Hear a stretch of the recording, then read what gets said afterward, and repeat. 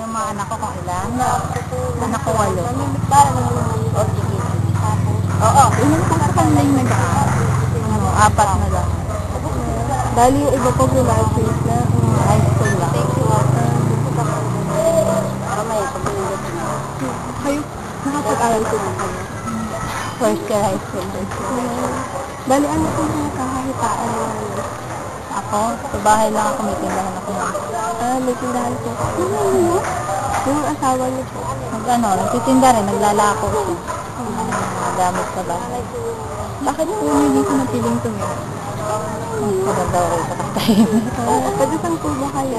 Ako, lazy ako. Ano po ba mga gusto niyo mangyari para sa mga Siyempre, makatapos ng pag-aaral. Kung kaya ko, kasi hindi ko kaya. Pero sa susunod na taon, magpapaaral lang. Okay, sana 2 years ko. Ano po ba nangyari? Bakit po kayo mag-aaral?